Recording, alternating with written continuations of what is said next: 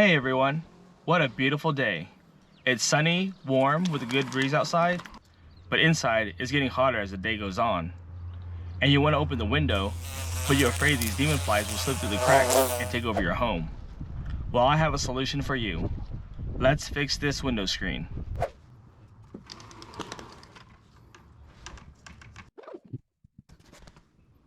In order to access the screen on this window, you will need to pull the tabs towards the middle of the window to pull down the lower window sash. To remove this window screen, we need to pull down on these black release pins.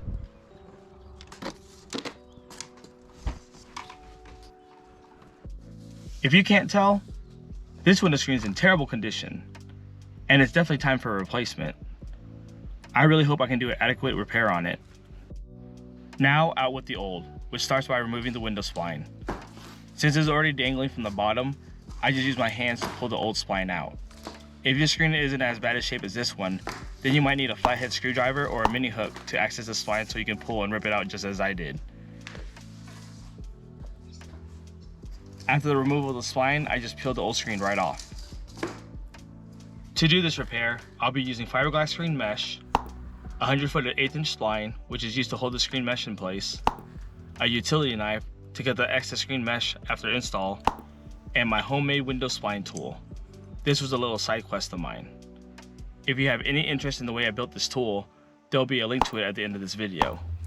If you are inspired to do this by now or by the end of the video, I will have Amazon affiliate links to the majority of items that you will need in my description below.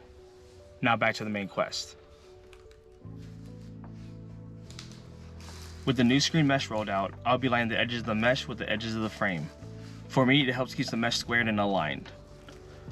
Most people will tell you that you need at least an inch of excess on each side to make sure that you have enough to go around while installing the spline. And they're not wrong, but visually, my mind would not allow me to do that. I guess you're going to have to find out if this backfired on me later in the video. So here, I'm using the utility knife to cut the spline at a 45-degree angle for the starting corner. I am definitely not a professional, so treat this video more as a how I did it versus how to do it. If I could do this over, I'll probably purchase some sort of clamps to hold the mesh on the edges to keep the mesh tight during the install. But I wanted to do this without additional expenses.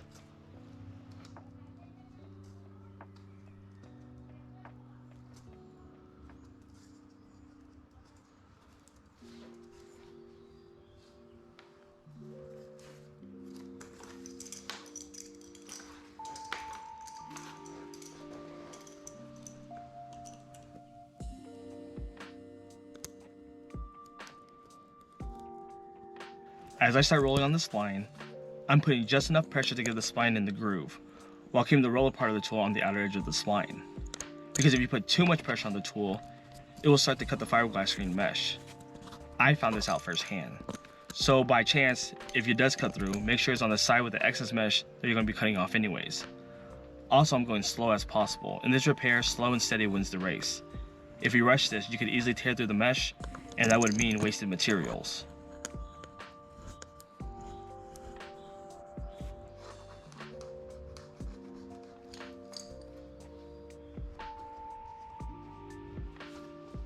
Alright, for me this was a missed opportunity. You can see me trying to push that spline down in that corner using the end of my custom tool. If I would take the time to chop off an inch off one of the sides, turning it from a C channel to an L channel, I would have created a perfect 90-degree elbow to push that spline down in that corner. If I had made those adjustments, this would have made a great 2-in-1 multi-tool for window screen install. But I just went back to a good old flathead screwdriver. This top side was probably the easiest part of the install. I had to make a few more passes above the black release pins to make sure the spine was secured in place. So instead of repeating what I did on side 1, it's probably a good time to tell you that all these items come in different widths and thicknesses. The fiberglass screen mesh can be 3 to 4 feet wide by 7 to 100 feet long, depending on how many windows you plan on doing. The spline can be anywhere from 0.125 to 0.175 inches thick and 25 to 100 feet long, again depending on the amount of windows you plan on repairing. The best way to figure out the size of mesh you will need is to measure the width of the screen window, usually the more narrow side, and add 4 inches to get the total width. That will be the size of screen mesh you will need, including the excess amount, to make sure you have enough coverage. If you have a tape measure or a caliper, you can use it to figure out the thickness of your spline. That's if you're doing a repair. But if you're installing to a new frame, you will need to measure the width of the groove and purchase a spline that is a tad bit smaller than the width of that groove, because you will still need a small amount of clearance for the thickness of the screen mesh. With our focus back on the project, for these last two sides, I'm using my knees and body weight on the additional screen material to keep it in a fixed position, and use my hands to push the frame away from the screen to keep the mesh tight as possible while I'm using the tool to press in the spline.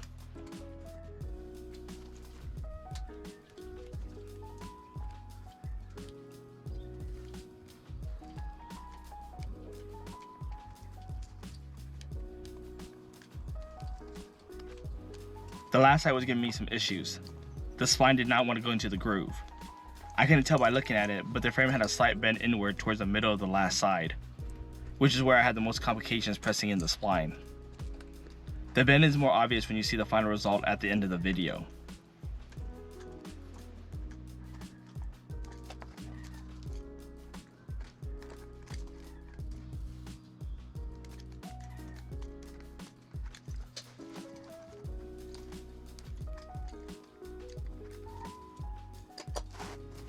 As I reach the last corner, I'm using my knife again to put another 45-degree cut into the spline.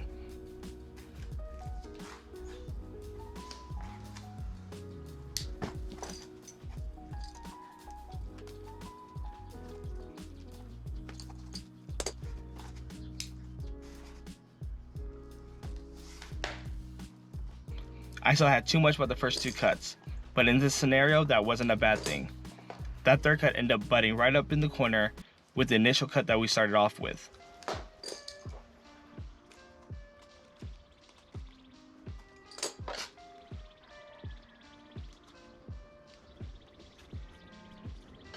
Here's a look at my handiwork before we start cutting off the excess portion of the screen mesh.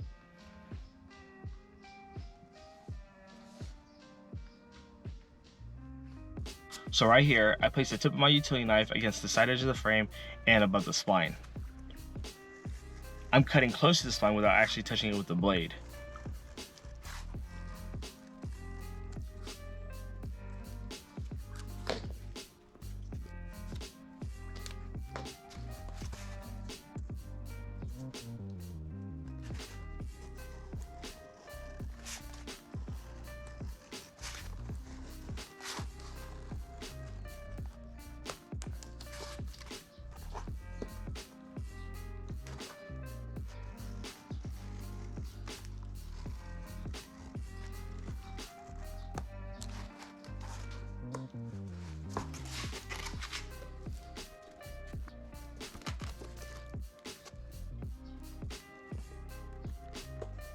While you're cutting off the excess mesh, please keep in mind the placement of your hand while you're holding down that screen.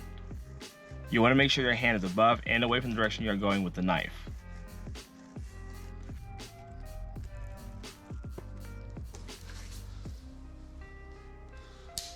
And that's just in case your knife decides to slip off course and ends up cutting your thumb.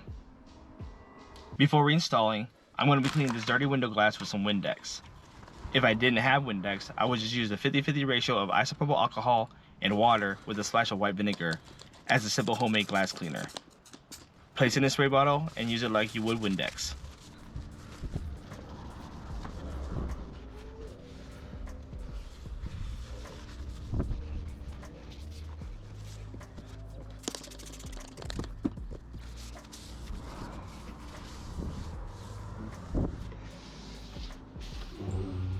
Now we're just placing everything back in reverse order.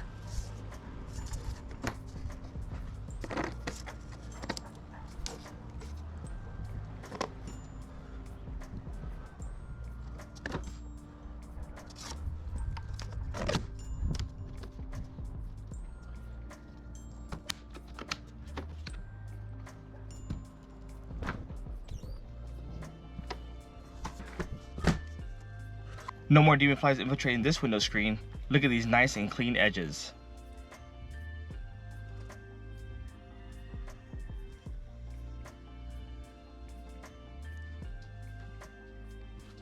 Now let's see it from the outside. What a beautiful day.